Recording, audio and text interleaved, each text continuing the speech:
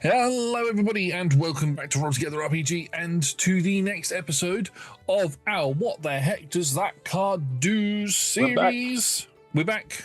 We did take a little bit of an extended break for reasons, but we are back with some new rules. Yeah. Yeah, I have a different background. You can't really see it that well because it's blurred, but we are. I'm in the same room, just in a different area of the room.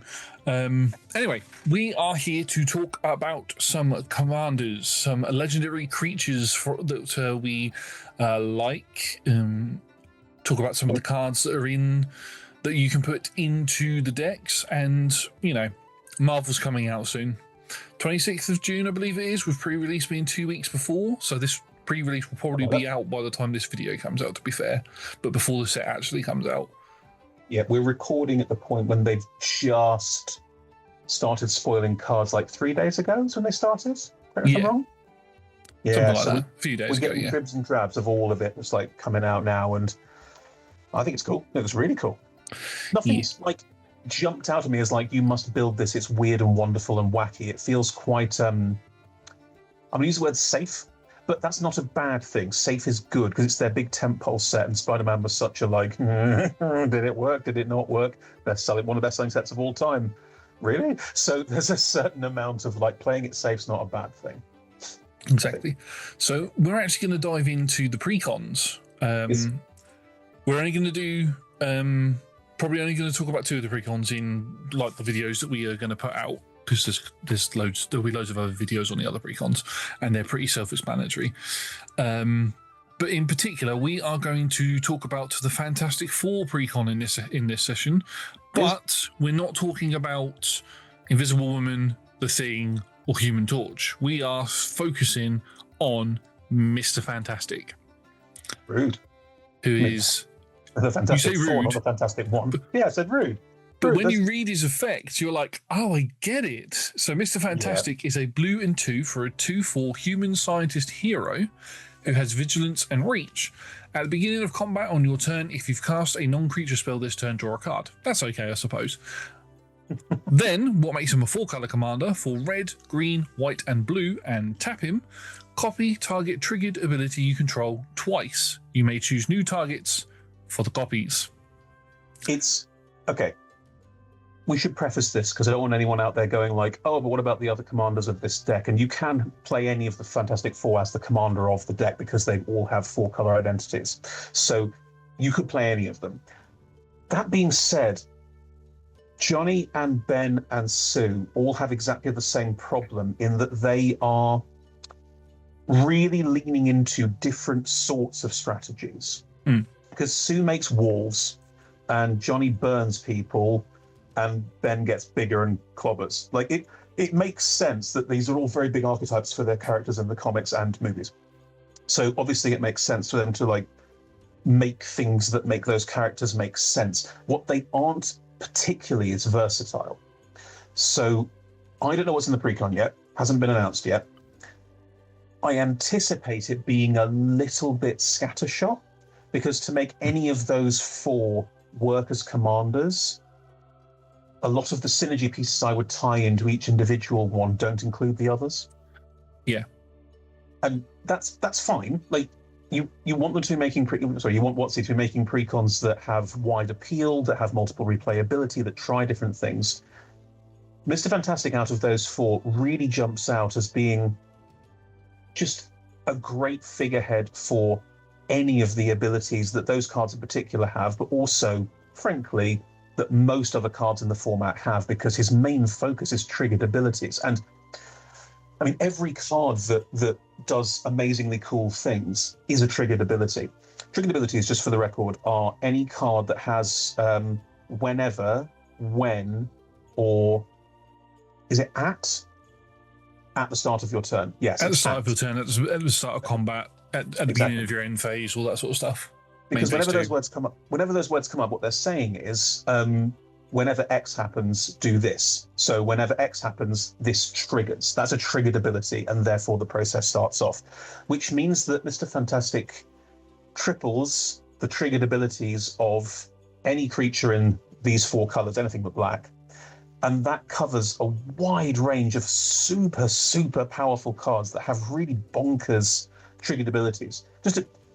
I don't want to talk about this card at any great length, but there's a card called Roaming Throne that's become a staple for nearly every deck in the format, because what it says is pick a creature type. Whenever a triggered ability of that type triggers, you trigger it twice. Yeah. Loosely. But that ability, that effect, is so clearly just blanket good across almost the whole game. Yeah. It becomes the ability to do extra things with triggered abilities is just a very good thing to have on a commander.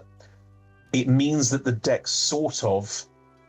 you can take it in so many directions. Basically, any card that you own that has whenever on it becomes part of that deck, and therefore you create the ability to create this very varied, versatile, interesting deck where the other three Fantastic Four, you're leaning in very specific directions of how the game operates, and you may or may not find the right cards to do that, but those would be whole entire separate builds. Whereas Reed feels more like, Mr. Fantastic feels more like, I will fit all these different pieces together. And I suppose he's the figurehead of the team, so it kind of makes sense that he's the figurehead of the precon as well. Maybe that was the point.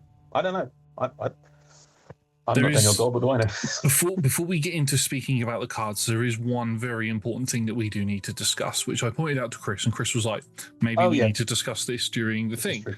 And that is, I don't know, somebody in the comments can correct me if I am wrong on this, but I think this is the first time we have ever had a set of precons come out for the same set where 3 of those precons can be put into one deck. Now, let me just go over what we're not going to talk about these commanders, but let me just read what the other 2 do. So you've got T'Challa the Black Panther for a green, white, and 1. Whenever T'Challa enters or attacks, create a tapped Vibranium token. Triggered ability. Whenever you cast an artifact spell with mana value 4 or greater, put 2 1/1 counters on T'Challa. Triggered ability. Yeah. Captain America team leader for red, white, and blue is the commander of the hero deck. T'Challa's commander of the Wakanda deck. Whenever another hero you control enters, it gains vigilance and haste until end of turn. Put a 1/1 counter on that hero and a 1/1 counter on Captain America. Triggered ability. It is. It's pretty common in sets these days, especially Universes Beyond sets, to have some kind of 5-color commander that you can basically put any card from the set into and have a basically working deck. They often get derided as it's another time when the word slop gets used.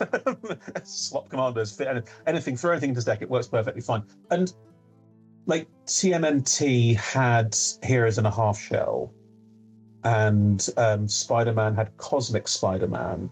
I'm trying to think of other ones where there's an obvious 5-color that fits into the mold. Ashling was the elemental one for Lorwyn Eclipse. But that's elementals. That's specifically elementals. But yes, same sort of point. You are correct. Yeah. 5-color commanders are very, very hard to optimize around because you can basically put anything you want in it. It means that 5-color gives you a lot of versatility in what cards go into the deck, and therefore you can really gear it towards how you like to play, what you want to do, etc. It's also just a good catch-all. So it makes sense that they do this. It doesn't work for sets where there's this sense that there's heroes versus villains, because Black Mana is very it's not all villains, but it is very closely tied to a lot of very villainous behavior. So it makes sense that it's actually quite hard to fit a 5-color in. They've announced a 5-color for the set, which is Nick Fury, but he's focused on heroes. But there are also heroes of Black Mana identities, because Marvel's not entirely all heroes are clean cut. So you can see the direction of that being the sort of catch-all slot commander, if you will. Well, he's more of the hero capsule commander. If you wanted a 5-color commander in the Marvel set that kind of does a bit of everything, I believe it is the Super Skrull. Super Skrull also, very, very Kenrithy Super Skrull, isn't it? And there's also Thanos is also 5 colors, but that's very villain coded. They're playing with the idea of this, but you're right. In precon terms, it's very rare you get a 5-color precon because it is such an open season, do whatever you want with it, that it's tough to design. Yeah. It's also very rare then that you get precons that all match each other. And the fact that Mr. Fantastic is so fantastic, at triggering and working with triggers of almost every card in the format, you can see him being a very good catch-all for any cards apart from Black Color Identity that you pick up as part of buying Marvel cards. And the fact he does it for precons as well is quite good too. Yeah, you can see it. I'm not sure how, does it mean you'd buy those 3 and then go, ooh, this one, this one, this one, Josh? Is that what you're saying? You could do, yeah. You could do, yeah, no stopping it. You could do. They're all heroes.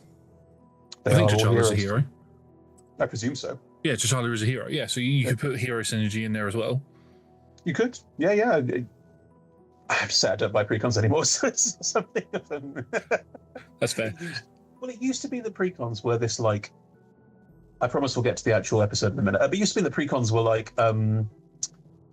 a good way to pick up quite expensive cards for cheap, because there'd be a couple of good reprints in the set, in the precon, that weren't from the set, that were old cards. The problem is that they've done fewer and fewer of those, and they've started to lean much more into 1 or 2 big reprints, and then quite a lot of cards that you aren't very good. I don't want to be too reductive, but yeah, the last sets of precons that they've brought out have been, some cool new cards, that amazing reprint, and then 80 to 90 cards I don't care about. Also, removing the collector sample sort of hindered it. Yeah, removed it a bit as well. I don't love that. It was nice getting a pack, but also I don't really. I shouldn't buy packs. I do buy packs. I shouldn't buy packs. It's a bad do way you know to play how many Magic. commanders I've built because I got the card from a collector sample pack from a precon? Necro Bloom was one, wasn't it? Necro Bloom was one. Yeah, that's the only one that's coming to mind at the minute, but I know there was definitely more than that. Yeah, I've pulled key cards I use in other things out of collector samples as well. Yeah, but hey, what's done is done. Anyway, we're going to move on to the actual session itself, the actual episode, and I'm going to start off when Chris and I were talking about coming back and filming some new episodes and talking about the Marvel cards and all of that sort of stuff, and we picked Mr. Fantastic. My brain instantly went to a card that we have spoken about before, a commander of one of my favorite decks, and a way that you could potentially lead Mr. Fantastic, because he is a scientist. Scientists like to deal with technology and maybe energy. So my first card is Satyr, Aether Flux or Ether Flux Genius, depending on how you want to say it. Fuck me, this deck is awful to play against. Even worse if Mr. Fantastic is the commander. So you know what? I think I'd like it more, because it would mean that you can't recast Satyr out of the command zone when things go wrong. The worst thing about playing is your Satyr deck. It's a really good deck. This is the person who gets killed by it a lot. Is that it's so fast, and that if something goes wrong, you can recast Satyr really quickly and really effectively because of the energy trick. Yeah, it's a good deck. It's a good deck. So what Satyr does is, for a white, red, blue, and 1, he has Menace and Haste with his, and he's a 3/5 human artificer, so not a hero. Whenever Satyr Aether Flux Genius attacks, create a tapped and attacking token that's a copy of up to 1 other target non-token creature you control. You get 2 energy. At the beginning of the next end step, sacrifice that token unless you pay an amount of energy equal to its mana value. Couple of caveats here. If you were to use Mr. Fantastic's triggered ability, pay 4 and tap ability to copy Satyr's triggered ability, you only copy the token generation part of it, because there is a full stop after control. The getting the extra 2 energy and then sacrificing the token at the end don't happen. So what would happen is you would attack the Satyr while the attack trigger is on the stack. You would spend 4, tap Fantastic, get a second token copy, but that token copy wouldn't then net you energy, and you wouldn't sacrifice it on end step. Yeah. Cool. Is how I'm reading it. Again, comments please do correct me. I've done a little bit of research on it, and that seems to be the general consensus. I would believe that too, because it's full stop. Between you control full stop, you get 2 energy counters full stop. At the beginning of the next end step, sacrifice that token. Yeah. That token is the first one. The second one is just you made 2 copies. So that's fine. Yeah. Yeah. I think that makes a lot of sense. Yeah. Your Satya deck, just to be clear, the reason why it's gross, the reasons why it's gross, is because when it enters, the things that you are copying have entered the battlefield effects. Yep. And enter the battlefield effects largely are worded as when this creature enters. That is also a triggered ability. Yep. So there's no reason that basically making this deck an ETB deck. It's already an ETB deck, and Satya, you said it already, but you can make a fantastic ETB deck, and frankly, it's not a bad way to handle it. It means you then have the choice of, do you want to copy making a second token that sticks around, or do you want to copy the ETB effect off the token that just entered, which, depending on the wording of the ETB effect, might be different. Like, if, for example, the token says, when this creature enters, draw a card, it makes more sense to copy Satya's ability because you'll make two tokens. They'll both enter, you draw two cards. You'll keep the token that you didn't make off the first version of the copy. So you'll still have the creature and you'll have the two cards. Whereas if you copy the triggered effect, you just get the two cards. Yeah. Yeah. It's complicated. Very complicated, but it's very, very cool. It is. Talk about your next one as well, because it ties together with this one ridiculously well, and it's a deck that I have. Yes. So the next one that I have is, again, another precon energy commander. This one came out in everybody's favorite set, Ether Drift. This is Saheeli Radiant Creator for a red, blue, green, and 1 human artificer again for a 4/4. Whenever you cast an artificer or artifact spell, you get an energy. Again, if you wanted to, you could double the triggers on that, or triple the triggers on that. At the beginning of combat on your turn, you may pay 3 energy. When you it's triple. Everything in that last thing about Satya, you'd make 2 extra token copies that don't get sacrificed on end step. Yep. Oh, Christ. Yeah, exactly. Same with this one. At the beginning, well, it's not the same with this one actually, because it's weird, it's slightly different. At the beginning of combat on your turn, you may pay 3 energy. Full stop. When you do, create a token that's a copy of target permanent you control, except it's a 5/5 artifact creature in addition to its other types and has haste. Sacrifice it at the beginning of the next end step. So it's worded slightly different to Satya's. So my understanding of that is you would create 3 5/5 artifact creature tokens that are copies of something else. All 3 would still get sacrificed, but you only have to pay the 3 energy to activate it. When you do create a token that's a copy of target permanent you control, except it's 5/5, blah, blah, blah, sacrifice it. Yes, you would make 3 copies. Yep. The reason my Saheeli deck, I put copy effects in it, because if you copy the token, it doesn't have sacrifice it, because sacrifice it is something Saheeli says about the tokens that she makes, not sacrifice that token, which is what Satya says about the tokens that he makes. It's also worth noting that at the beginning of combat, you can pay 3 energy, whereas Satya says whenever Satya attacks, you make the tokens and you get 2 energy. You can't then spend that 2 energy to make the Saheeli's, because Saheeli's thing happens before Satya's happens. Yeah. So you'd have to build up a bit of energy before you could use all of it in a sort of cyclical turn. Saheeli's also an ETB deck. The reason why it's an interesting ETB deck is because it's ETBs on artifacts. And there's a lot of dirt cheap artifacts that say when this enters, draw a card. So like there's a lot of like ways you can do very similar things as you're doing with Satya with Saheeli. It's got green as well, so it ramps faster. Yeah, and but in a 4-color Mr. Fantastic deck has all of those colors in it anyway, so you can have loads of ramp. It's fantastic. It's fascinating. I mean, by that there's all the cards from the because both those decks were precons, so they had a bunch of energy cards that came with them. Yeah. You've also got Madison Lee from Fallout is another energy deck that's in red, white, and blue. Yep. So that's got Liberty Prime in it. You could take those 3 decks and Fantastic and make a really awesome energy deck. Really awesome energy deck. The only thing with Madison Lee, which is why she's not in here, is I believe her effect isn't a triggered effect. I think you have to spend the energy to do it. It's activated, you're right. So yeah. Anyway, those are effectively my first 2. It's really interesting, isn't it? Because you've picked up on, like, to be fair, decks we both have, but like something about just picking up on triggers. And my first thought, because I'll go to my first card, it was similar to yours. It was, triggered effects. What are some of the craziest triggered effects in the game? Because in this world of Magical Christmas Land that we are in, you could do something totally heinous immediately.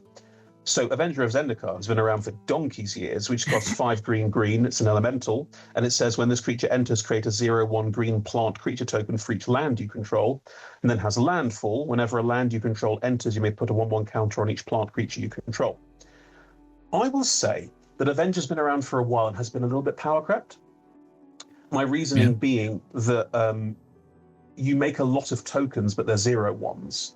If you can do it, if you've got 7 mana to cast before you drop your land for turn, you can do it, make all the lands, then make them all bigger. But they've not got haste. They can't attack until next turn.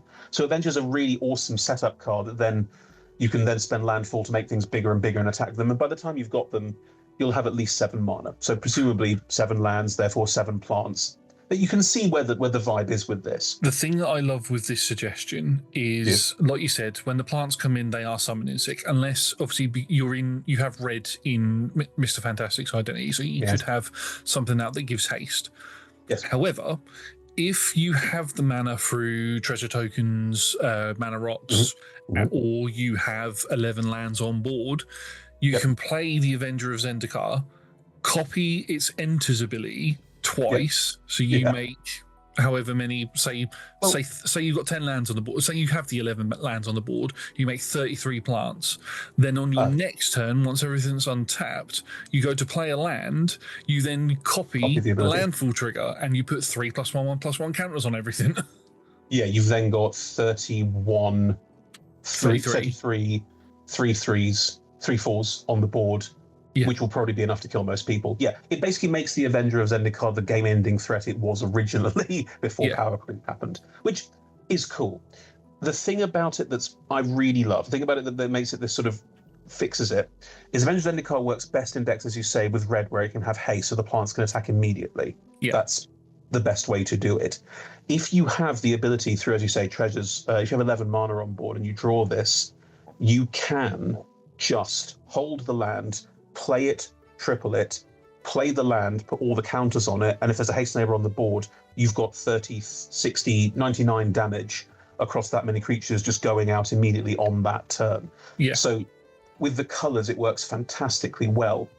And it's also, because it's a classically good card, like it's one of the sort of ones everyone goes like, oh, that's a classically good card, but it's been a bit power crept by the game. It's nice to give it another air of life by using this triggered effect, but you need 11 mana in exactly the right colors. So it's Christmas Land. I agree, it's Christmas Land, but when you said, oh, cool triggered abilities, I went, what's the thing with 2 triggered abilities that is always awesome? Avenger of Zendikar, there it is. Exactly. I'm going to move over to my next one, which is also another landfall card. If you this card is Jesus. This card is absolutely disgusting. If you take Mr. Fantastic down the landfall strategy, Tifa Lockhart. Busted ass card. I have a caveat to this.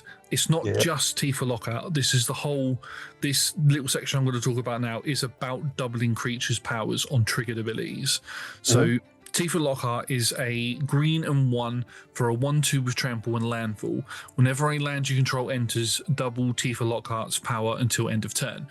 If you copy that effect 3 times, you're going to get a so she'll go to a 2/2, then to a 4/4, then to an 8/8, which doesn't seem that much. But if you are sacrificing, if you've got Evolving Wilds on the board, you play a land, you sack, there's lots of ways to do that with landfall decks. She can kill someone very quickly. There was a joke when Final Fantasy was first put out. It was pointed out that if you play her on turn 2, because she's 1 on a green, she's not expensive, and then on turn 3. You play your land, and then you play, I think, a Cultivate. Yeah, you play an Evolving Wilds and a Cultivate. Or Harrow. Sorry? Or Harrow. Harrow would be better. Harrow's better, yes. You basically, you play one of the land ramp spells. You then, one of the lands that you have is an Evolving Wilds, so you sack it out of the land. You get 1, 2, 3...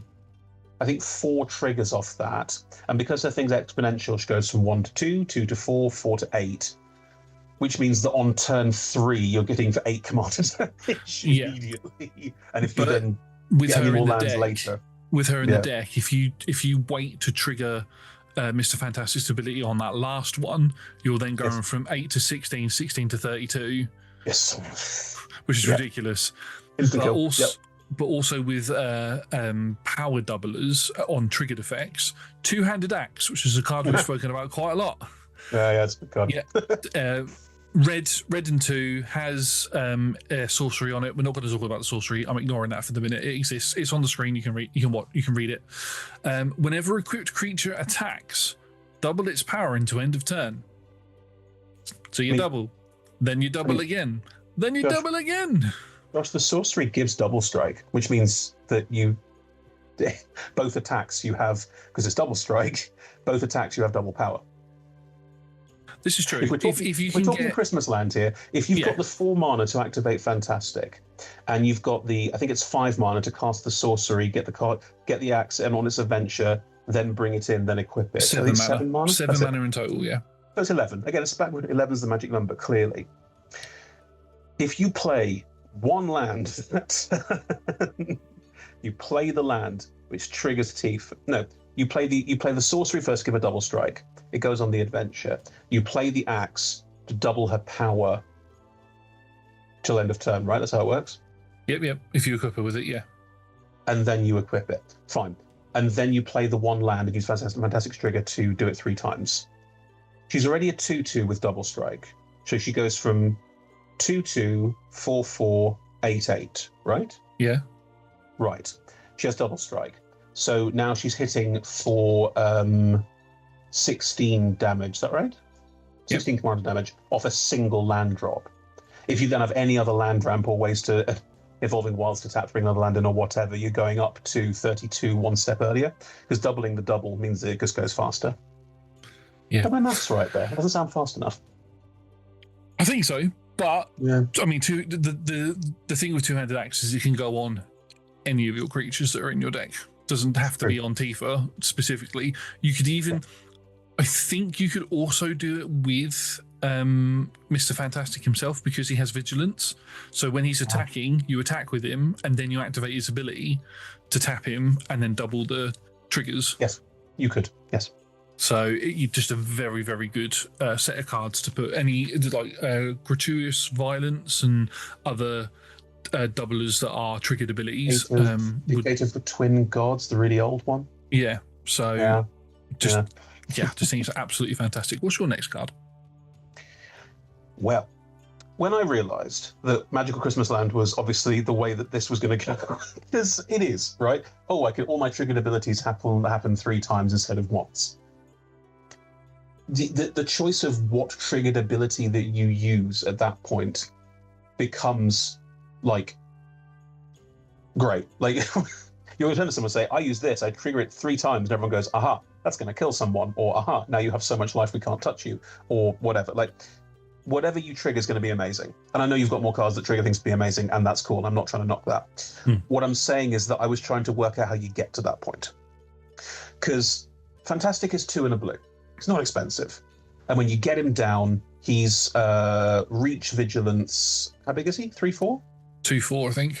2/4. I'm not on his screen at the minute, which is double check. 2/4, yeah.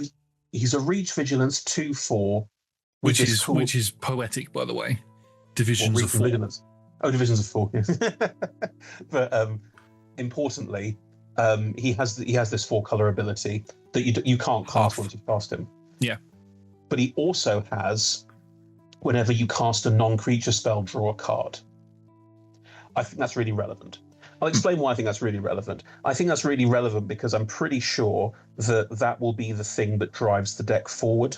It doesn't matter what else you play around it. You can play any card that has cool triggered abilities. That's perfectly fine. But the ability to trigger him, the ability to trigger his ability to draw cards, you can just use 4 mana and tap him to draw 2 cards instead of 1. Drawing cards is a bread and butter way to play the game. The more time 3 cards. 3 cards. Yes, it's tripled. I keep forgetting it's tripled. It's 3 cards. So for effectively 4 mana, you get to draw 3 cards. That's an incredible rate in Magic. It's very, very good. Even at its most base level, that is better than most other cards you will get for less than thousands and are legal to play in the format anymore, than most other things. It's worth considering that you might want the ability to just do that. And he's in blue. Blue as a color is very, very good at what are called untapper or twiddle effects. All they are is a card that says, do X, Y, Z, whatever, untap target creature. If you have a deck full of 1 or 2 mana blue spells that say untap target creature for whatever reason, you play it, you trigger him. If you've got the 4 mana on the stack, you activate it. You activate him to tap him, triple the ability. That goes on the stack before the untapper. It then resolves, and the untapper resolves, untapping him, and he's back to being untapped. Do you know what I mean? Yeah. Well, you only draw the card at the beginning of combat is the thing.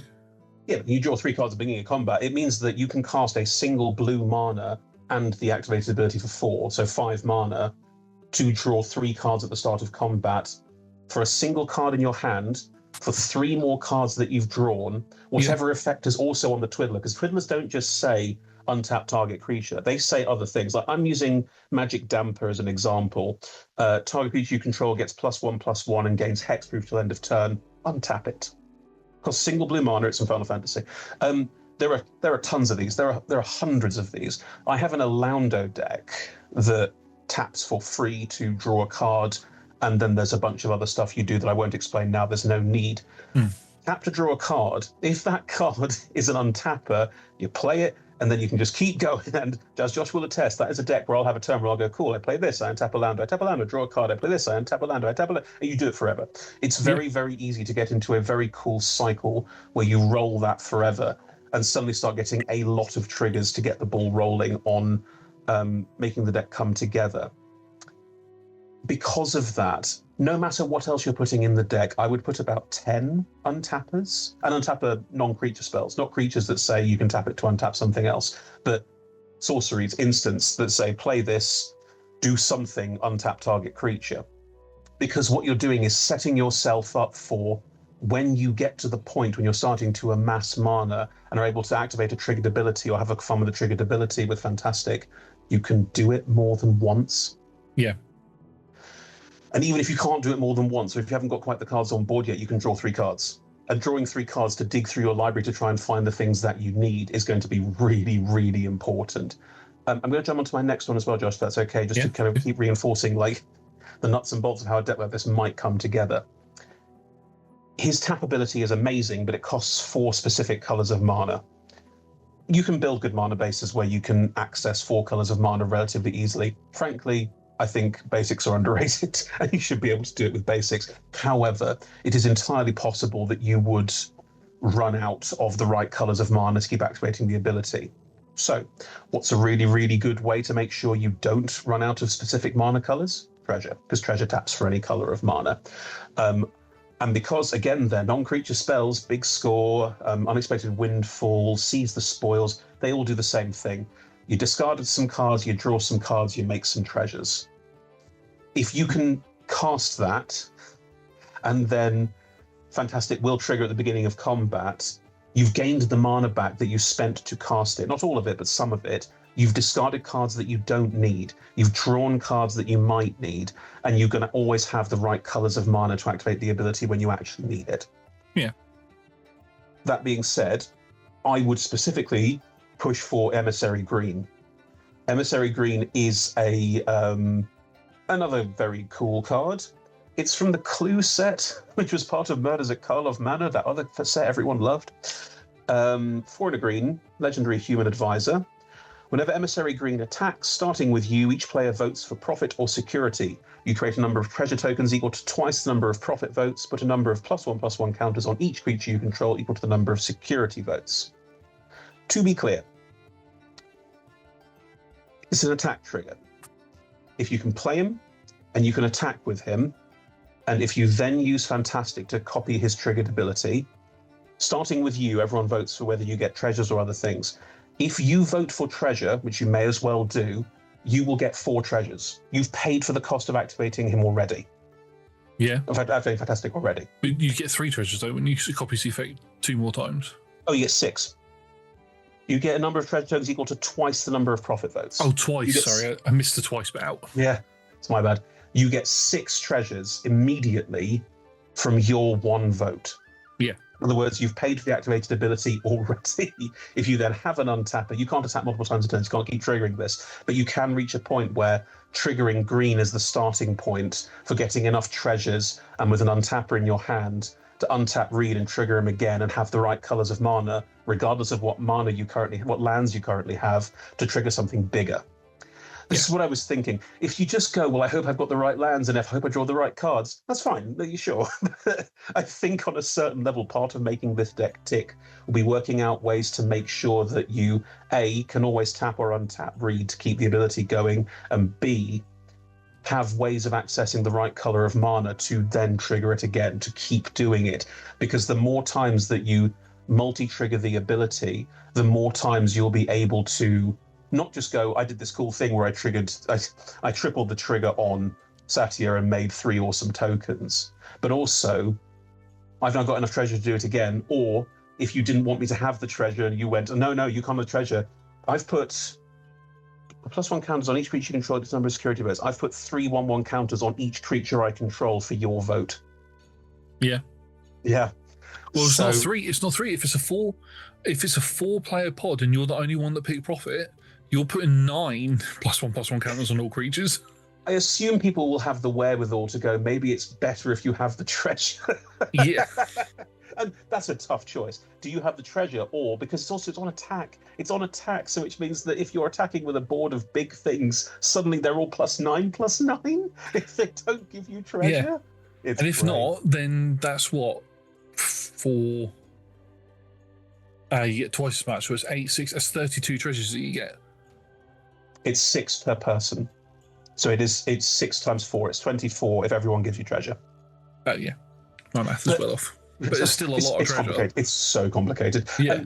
But yeah, this is where my mind started to go. Not just what awesome effects can I triple, but how can I make this deck consistent, which doesn't seem like an easy thing to do. Anyway, Josh, go for something a bit more mad. Why not? I'm going to go for something real mad. Do you know what's a triggered ability? Do you know what ability is a triggered ability, Chris? Listen, we share the card list before the show. This is theatre. I know what you're going to say, and I hate it. Cascade. Yeah. It's a triggered ability that goes on the stack, which you can interact with and copy. Yes, it is. We've spoken about these 2 cards plenty of times, so I won't go over them too much. But Maelstrom Wanderer and Apex Devastator are my next cards. Maelstrom Wanderer gives everything haste. Fantastic. You wanted that earlier. Yep. And has Cascade. You can only choose one of those to copy, but you do still cascade off of it. And he costs 8 mana to cast. Green, blue, red, and 5. Apex Devastator 10. Costs 10 mana, so it's 2 green and 8, and has Cascade. Is this not a bit insult to injury? I mean, if you do Apex Devastator's ability, you are cascading 6 times. I mean, okay, I'm not saying these aren't good suggestions. They are good suggestions, but I think you should run them because it's funny. More than anything else, because it's funny. But if you're already cascading 4 times, why is cascading 6 times better? You never know what you're going to get. I've had a couple of whiff cascades, to be fair. Well, yes, and you do get whiff cascades, of course. I'm wondering, okay, they're on entry. You have to have the mana to cast them and the mana to tap. Fantastic. Yeah. Right. So it is definitely a heavy mana sink. It's 14 mana to get Apex Devastator out and copy the ability. Copy one of the cascades. I'm trying to think if there's a way to use the cascades. Okay, yes, there is. If you go with what I was saying earlier to play untappers, because cascade is just whenever you get a spell that's lower, you cast it, right? Yeah, you can choose to cast it or leave it in exile, I believe. Yeah, it's not discovered. Leave it in exile, yeah. You could, if you were very, very lucky, if you triggered it and you found an untapper, you could just untap Fantastic and then trigger him again before the next cascade if you had enough. Yeah, because each of the cascades go on the stack. So yeah. It is also worth noting the cascade goes on the stack before the card technically enters. Like they all happen before the card technically enters. So yeah, the cascade is complicated, but I think honestly, it feels like it's the definition of win more. It's a hat on a hat on a hat on 6 cascades. But why not? I'm not saying why not. I'm not saying you shouldn't do it. I'm saying that I've played against your Joda, the Unifier deck, and by the 5th cascade, you're sort of numb. Yeah, you can get out of control very quickly. But then that's more the math trying to work out all the legendary creatures' power. I think the last time you played your Joda deck, what I literally said was, I think I'm going to scoot because honestly, you've had your Joda turn. Yeah. Yeah. What's your next card? No, I was mean about your last 2. Go to your next one. No, because my next card is stupid. Oh, good. No, I want stupid. Stupid's good. Descent into Avernus. That's stupid. No, that is so stupid. Jimmy, like cascading 6 times is great once, but something that's stupid, it's always great and it's always fun. Genuinely, actually, maybe this is just a general philosophy point that you and I hopefully ascribe to, is that if you can go for stupid and wacky over, well, that just wins you the game, I'd always recommend stupid and wacky first. Well, this is the thing, though, is Descent into Avernus burns out the table very quickly. It does. Also nets you a crap ton of treasures so that you can keep if you got untappers, you can untap, you can do the ability again. Let's read it out. Yeah, let's read it out. A red and 2 for an enchantment.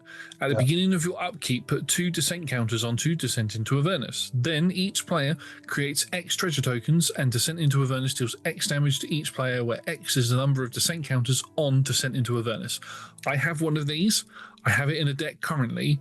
When I get the Fantastic Four precon, it's going in there. It already builds up so fast. Like you think like, oh, what is it going to be? 2 mana on turn 2, 4 mana on. Like it doesn't feel like it's going to be that quick.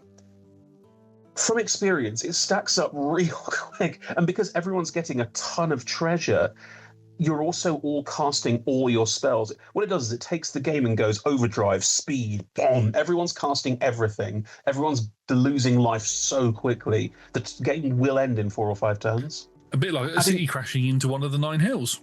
Well, exactly what it is, yeah. But adding salt to that fire by playing it, and then, just to be clear, it costs, let's assume that you cast it, because you can't cast it. You cast it, and then you know that next turn it's going to be great. Yeah. You cast it and hold up 4 mana because it's upkeep. You have to do it. You untap first. You untap first. Okay, cool. So you play it, and everyone goes, "Oh God, you're going to start your upkeep. You're going to triple that, aren't you?" And you go, "Yeah, I am," because at the start of your upkeep, you will put 6 counters on it. Everyone takes 6 damage. And everyone gets... No. Doesn't work like that. No. So if you, on the first turn that you do it, you would put 2 counters on it. Then everybody would take 2 damage. Then you would put another 2 counters on it, making it 4, do 4 damage to everybody. Then you would put another 2 counters and you would deal a total of 12 damage to the table. No. At the beginning of your upkeep, put 2 descent counters on Descent into Avernus. Yep. Then each player creates X treasure tokens, and Descent into Avernus deals X damage to each player. Yep. When you triple at the beginning. So at the beginning of your upkeep, put 6 descent counters on Descent into Avernus, and then all the things trigger. Well, no, you would resolve the entire effect. Because then refers to the first effect, so it's all one effect. So it's all the entire card is one effect. So at the start of your turn, you would deal 2 damage to everyone, give everyone 2 treasure tokens, 4 damage to everyone, give everyone 4 treasure tokens, 6 damage to everyone, give everyone 6 treasure tokens. So you're netting 12 treasure tokens. Everyone's netting 12 treasure tokens. And everybody's taking 12 damage. 12 life. And then you start your turn with you've netted 8 mana, which is treasure tokens, so you can activate a Fantastic's ability off it. The rest of your lands, whatever you've got at that point, and if you've got untappers, you've got enough mana to activate them twice. You see why it's coming out of my current deck and going in there. That's so thing is, but that's fun. Because no one's going to begrudge you that. No one's going to say, oh, 12 life, what the hell are they going to 12 treasures? You're going to go, yeah, 12 treasures. If I don't kill you this turn, you're all going to have incredible turns. And you're welcome. You will, because everyone's going to have plus 12 mana. And in most decks, that's just gas. Yeah, that's very funny. I mean, honestly, Josh, can I offer you a second way of playing this card with that setup? What's that? Wait till turn 2. Yeah. If you wait till it doesn't turn have to be 2, on the first turn, yeah. It doesn't, because on turn 2, it becomes 4, 8. No, 4, 6, then 8. 4, 6, 8. But 4 plus 6 plus 8 is 18 damage. 18 damage in most Commander games by, I'm assuming at this point, turn 5. We'll have everyone below 10. Yeah. And everyone has 18 treasures. And you can go, well, now I'm attacking with this, and you've got the ability to activate Fantastic at least 3 times, depending on your other mana. And what other cards you play. And other untappers as well, if you run the untapper thing I was talking about. Yeah. It's just bonkers. I've got 1 card left, so we'll go through your cards now. Well, okay. I'm going to focus a bit more back on trying to make the deck sustainable. So, because you are definitely casting non-creature spells to trigger Fantastic to draw cards, which is a very good thing to do. And because you're hopefully playing untappers then will trigger him, you'll draw the cards, etc. Other cards, therefore, that trigger on the casting of non-creature spells are good. There's a ton of cards that whenever you cast an instant or sorcery spell, do X, do Y. One of the things that blue does particularly is it makes tokens out of it. So you've got like Talran Sky Summoner makes drakes, but Docent of Perfection makes 1/1 blue human wizards. And, sorry, it's 3 and 2 blue, flying, 5/4. Whenever you cast instant or sorcery, create a 1/1 blue human wizard creature token. Then if you control 3 or more wizards, transform this creature. And on the back, it's flying. Wizards you control get +2/+1 and have flying as well. And whenever you cast instant or sorcery spell, create a 1/1 blue human wizard. So you create the cycle, you see? Yeah. You're making 3/2 flyers, which I think is the best you can make on rate. And also, because it's whenever you cast instant or sorcery, it's triggered ability. So you could cast an untapper on Reed while he's not tapped. Tap him to trigger the Docent 3 times. Get the 3 wizards. Flip the Docent, they're all flying 3/2s, and you've untapped Reed. Yeah. And you can do that on every instant and sorcery that you cast to make an army of flying 3/2s. If you've not got any other way to win, or if you need blockers, frankly, which I think this deck might need blockers, putting it out there. 100%. It means that your engine, which is the untappers and the treasure tokens, will also net you creatures, blockers, even potentially attackers, if you don't draw any of the crazy cards that we're also suggesting that are like huge blowouts. Because if the whole deck is crazy blowout cards, you'll never do anything. You'll sit there going, I've got all these crazy blowout cards and the wrong mana. No. That'll be your game plan for the whole time you play the deck. Whereas if you have like constant treasure generation and the ability to untap and tap Reed to draw more cards, or potentially to do more stuff with him, to draw cards to then do more stuff, I think things like this are really, really valuable. I've also popped in a different kind of triggered effect, which also works really well. This is a Shabraz the Sky Shark. It's a legendary shark card. It's so dumb. 3 white, blue. It partners with another card. You don't need it. Flying. Whenever you draw a card, put a 1/1 counter on Shabraz, and you gain 1 life. There's another bit of text we'll get to in a second. Notably, whenever Reed triggers, you draw a card at the start of combat. If you triple Reed's ability, you'll draw 3 cards, which means that this would get 3 1/1 counters and you'd gain 3 life. Yeah. This is a really easy way to have constant slow life gain. I would say that life gain decks, in general, have a problem that is they're good at gaining life. They need to win the game as well. So a lot of cards that say you gain life tend to fall into that category of like, well, congrats, you've done stage 1, but what does it do for you apart from make you harder to kill with big attacks? That's about it. Yeah. If you are in a deck that will paint a target on your back, which I think this deck is, having slow, constant little drip drops of life gain can mean that you suddenly get to like, down to last 2, down to last 3, and someone goes, cool, what are life totals? 12, 16, 30. And suddenly you go, oh gosh, that's literally happened in a game we played the other day. Sean was playing a vampire deck. Josh and I were both playing other decks. We were like, cool, hit this, hit that, hit that. I turned to them both and went, cool, I think I've got loads of really powerful things on board now. What are life totals? And Josh goes like 12, and Sean goes like, 35. Oh god. I can't even kill him in one go. I have to grind.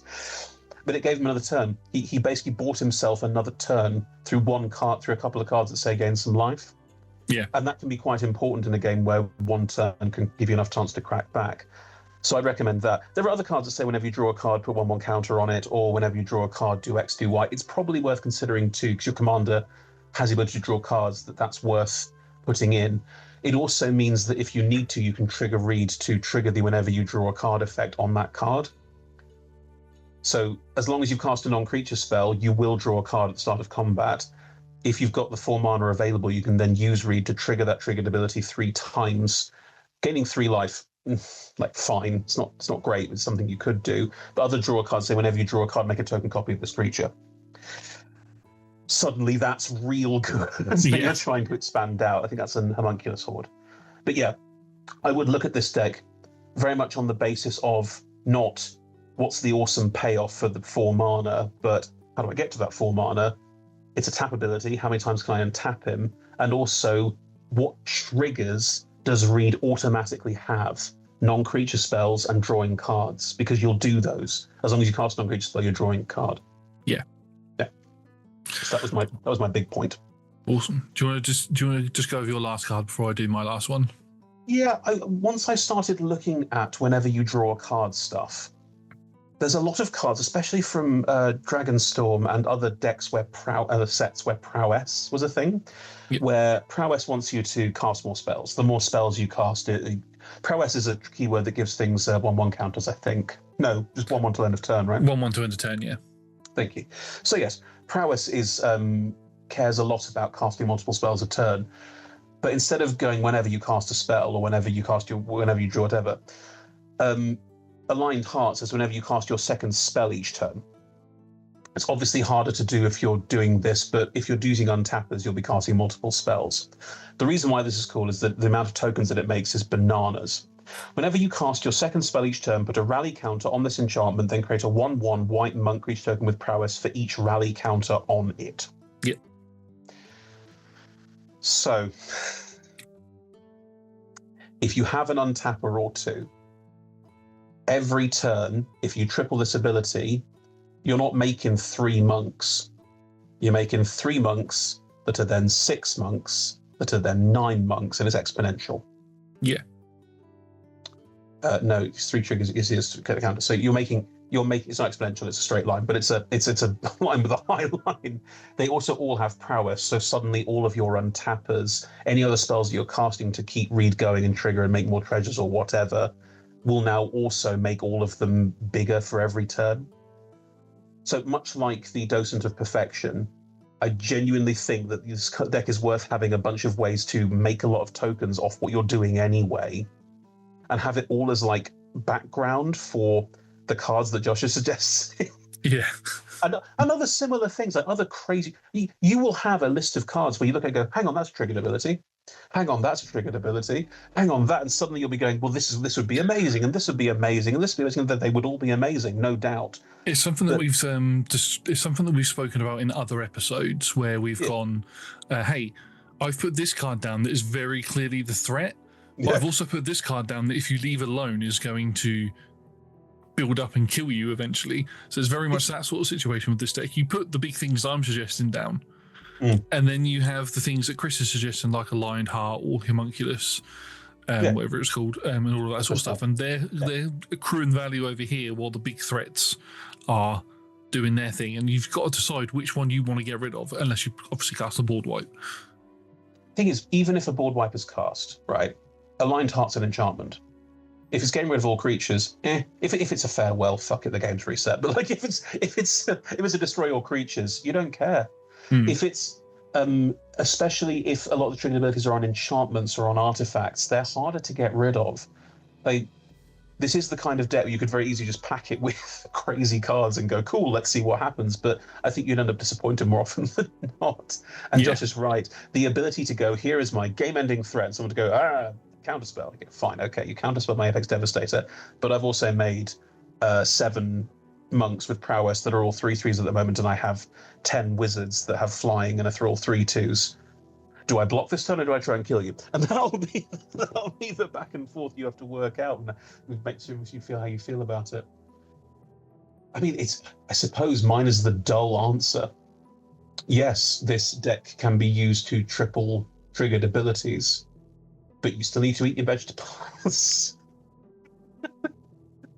Now, speaking of not eating your vegetables, Josh, what's a dumb card to end this on? This is a very dumb card. We've spoken about burning out the table. We've spoken about Cascade and ETB triggers and attack triggers and all that. What's the one really broken mechanic or broken-esque type thing that we've not spoken about? Extra turns. Yeah, just I've got the list in front of me, Josh. I know what it is. My next card is, I'm probably going to butcher the spelling of this, Medamai the Ageless. Yeah, for blue, white, and 4 for a 4/4 Sphinx that I didn't realise until recently was a legendary creature. I thought it was just a creature. Has flying. Whenever Medamai the Ageless deals combat damage to a player, take an extra turn after this one. How about 3 extra turns? Yep. The caveat to that, though, is Medamai the Aegis can't attack during extra turns. Oh, that no. also means if you cast any other spell that gives you an extra turn while they're on the board, you still can't attack with them on that extra turn, which is fair. I think that's justified. But yes, 3 extra turns after that one. Otherwise, it goes instant with itself. Yeah. It goes infinite with itself immediately. Yeah. 3 extra turns, though. Well, yes, I mean, this is the cool thing, right? If you've got Medamai out, this is the kind of thing where someone will go, if we don't remove that, you'll win the game automatically. And you go, yes, that's correct. But if you remove it, I will still... it's when it does combat damage, so you can still block it. There's still ways to stop it from happening. Yeah. But there's also this whole other board of things going on here that mean that suddenly that extra combat step is more monks, more wizards, more whatevers, and it just builds up and up and up and up. Yeah. See, this is the kind of card this is the kind of card anyway, Josh. You play it and everyone goes, no. Yes. It doesn't have haste. It doesn't have haste. It doesn't have haste. Again, you're in red, so you might be able to give it haste. Next turn's going to be a problem. Yeah. Anyway. You're making the correct point as well, though. Like, we've already said it, but like just to reinforce it, like there are so many cards that say whenever X happens, you do this bananas thing. Like, even, like, what's the one breaking standard at the moment? Badgermole is whenever you play a land, you get a Ouroboros, whenever you do something, double all counters on something. There are so many cards that have broken standard over the years. Yeah. Because they're a triggered ability that players have found inventive ways to trigger multiple times in a turn cycle. And this just does that for you. So that plus all the things that already do it means it's redonkulous. Like building a +1/+1 counters deck here, where you have all of the cards that say whenever you do X, double all of the counters on target creature. Miles Morales is the perfect example for that. Yeah. Like all of these cards exist and they're not hard to come by. And you could easily build this deck in 1,000 different directions where whenever you've got this awesome triggered ability, you just guarantee this incredible multi-trigger. And probably that's the turn that you either win the game or everyone has to band up and try and stop you, otherwise you'll win on the next turn. Yeah. Like, this is what the deck would easily do. You can see that. And you can probably like have a field day just going to all your friends, like, what are the best triggered abilities you can think of? And they'll come up with their own. There will be loads. There will be tons. Prime examples when we were putting the list together for these cards. I changed my selection of cards twice. I had Miriam on this list. I had again, awesome. I had Helm of the Host on the list. I had loads of cards on here. Yeah, my Ureni deck, my Itali deck. They're both triggered abilities that are just so gross. Yeah. They're already gross. They're already gross without tripling them. Tripling them is insane. But that's the point. It means that whatever grotesque commanders you have in these 4 colors, they will probably go into this deck and be fantastic. But they all have the same thing. They cost a lot of mana, and when they come down, they are instant threats that people have to answer. So you need to find a way to build this deck so that you don't just either blow out every time or spend the entire game being mana screwed. So yeah, Untappers and Treasure, I genuinely think that's the only way you can make this work that isn't just, I play this insane thing, it gets removed. Oh, I play this insane thing, no one has any removal. I win! Yay! Anyway. Yeah. That is going to be the end of today's session. Thank you, everybody, for watching. If you have any other awesome triggered abilities or untappers or non-creature spells that you think would work really well in this deck, please do leave a comment down below and let us know. We also have a Discord if you want to join that, if you want to come chat about this sort of stuff in our Magic the Gathering channel that we have there. That's linked down below as well. Massive thank you to everybody for watching, to our D20 Club Dice Heads and Other Tiers on Patreon. They are fantastic. They are the best. You can join them from as little as 1 of your local currency per month, or 1 extra goat, because that's the thing that we do here on Roll Together RPG. We also do Twitches on Monday. We also stream on Twitch on Monday, is what I'm trying to say. D&D content. So come along and join that, and we will see you in our next What the Heck Does That Card Do? Bye. Bye-bye.